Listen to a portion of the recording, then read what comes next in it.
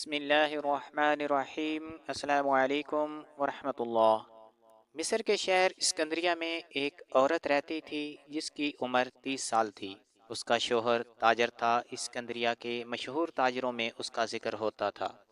یہ تاجر کی دوسری بیوی تھی۔ عورت کے والدین بہت غریب تھے، لیکن اگر حسن کی بات کی جائے تو اسکندریہ میں اس عورت سے زیادہ کوئی خوبصورت لڑکی نہیں تھی۔ تاجر کا اور اس خوبصورت عورت کا آمنا سامنا تب ہوا جب عورت پانی لانے کے لیے گھر سے باہر جا رہی تھی۔ تاجر نے جب اسے پہلی نظر دیکھا تو اس پر دل ہار گیا۔ وہ پہلی نظر میں اس کی سوچوں میں بس گئی۔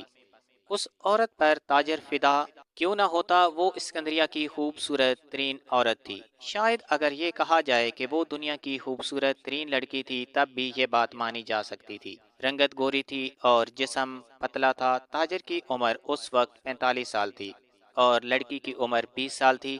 تاجر کے پاس چونکہ بہت زیادہ مال تھا، اس لیے اپنا اثر و رسوخ استعمال کیا اور لڑکی کا رشتہ حاصل کر لیا۔ تاجر کی جب شادی ہوئی تو وہ حکیم کے پاس گیا اور مردانہ طاقت کی دوائی لے آیا۔ نئی نئی شادی تھی تو دونوں میں کافی پیار اور محبت تھی۔ ایسے ہی دن گزرتے گئے، لیکن تاجر کی نئی دلہن سے کوئی اولاد نہ ہوئی۔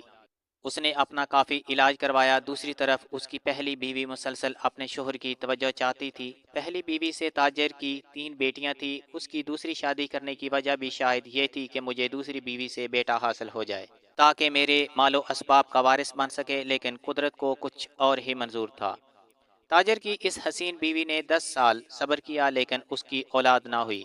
شوہر 55 سال کا ہو چکا تھا۔ شوہر اس کی نسوانی خواہش پوری نہیں کر سکتا تھا کیونکہ اب بیمار ہو چکا تھا۔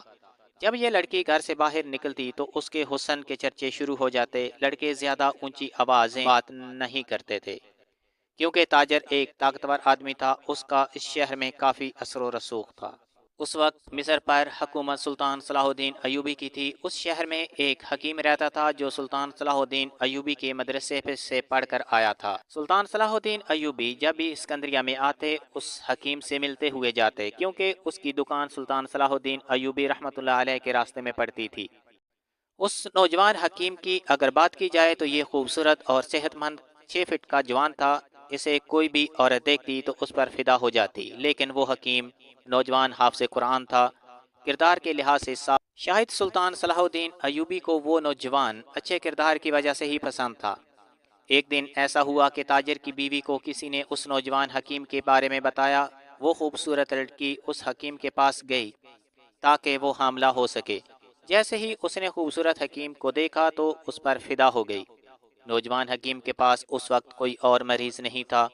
عورت نے جلدی سے دواخانے کا دروازہ بند کر دیا۔ عورت اس نوجوان حکیم کو بلیک میل کرنے لگی۔ وہ عورت حکیم صاحب کو کہنے لگی، اگر تم نے میرے ساتھ ہم بستری نہ کی تو میں شور مچا مچا کر لوگوں کو جمع کر لوں گی، ان کو کہوں گی اس حکیم نے میری عزت لوٹ لی ہے۔ اب وہ نوجوان حکیم جو کردار کا بہت اچھا انسان تھا، وہ پریشان ہو گیا کہ اگر اس عورت کو خواہش کرتا ہوں تو مالک ناراض ہوتا ہے، اور اگر اپنے مالک کی بات مانتا ہوں تو یہ عورت زمانے میں بدنام کر دے گی۔ آخر کار اس نوجوان نے فیصلہ کیا کہ مجھے اپنی آخرت خراب نہیں کرنی چاہیے۔ یہ سوچ کر اس نے عورت کو دھکا دیا اور دروازہ کھول کر باہر چلا گیا۔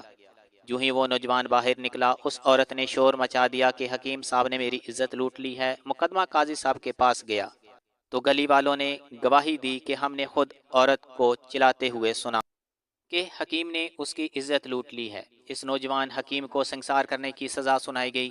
اس نوجوان حکیم کو لوگ گھسیٹ کر سنسار کرنے کے لیے لے جا رہے تھے۔ سامنے سے سلطان صلاح الدین ایوبی عام کپڑوں میں اپنے سفید خاص گھوڑے پر آ رہے تھے۔ انہوں نے لوگوں کا ہجوم دیکھا تو رک گئے۔ دریافت کرنے پر پتہ چلا کہ یہ تو وہی نوجوان حکیم ہے۔ سلطان صلاح الدین ایوبی پریشان ہو گئے کہ کیسے ثابت کریں کہ یہ نوجوان حکیم بے گناہ ہے۔ سلطان صلاح الدین ایوبی کے ذہن میں ایک ترکیب آئی۔ انہوں نے کہا کہ حکیم کو میرے پاس لے آؤ، ابھی معلوم ہو جاتا ہے کہ اس نے زنا کیا ہے کہ نہیں۔ سلطان صلاح الدین ایوبی نے اس نوجوان حکیم کو کہا کہ اس ندی میں ڈبکی لگاؤ۔ اس نے ڈبکی لگائی۔ سلطان صلاح الدین ایوبی نے اپنے گھوڑے کو پانی پلانے کے لیے وہاں پر چھوڑا تو گھوڑے نے پانی پی لیا۔ سلطان صلاح الدین ایوبی نے کہا کہ میرا گھوڑا نجس پانی نہیں پیتا، لہٰذا حکیم صاحب نے کوئی گناہ نہیں کیا۔ سلطان صلاح الدین ایوبی نے اس عورت سے مخاطب ہو کر کہتے ہیں کہ اصل بات کیا ہے، ورنہ میں اس تلوار سے تمہارا سر کاٹ دوں گا۔ وہ عورت ڈر گئی اور کہنے لگی کہ سلطان صاحب، میری کوئی اولاد نہیں، میرا خامد بوڑھا ہو چکا ہے، میرے خامد کی بہت زیادہ جائیداد ہے، اس میں مجھے تب ہی حصہ مل سکتا ہے جب میری اولاد نرینہ ہو۔ میں نے پوری کوشش کی کہ حکیم صاحب میرے ساتھ ہم بستری کر کے مجھے حاملہ کر دیں تاکہ میں بھی اس جائیداد سے اپنا حصہ حاصل کر۔ چینل کو سبسکرائب کر لیں۔ حاضر ہوتے ہیں کل ایک نئی ویڈیو کے ساتھ، تب تک اجازت دیجیے، اللہ حافظ۔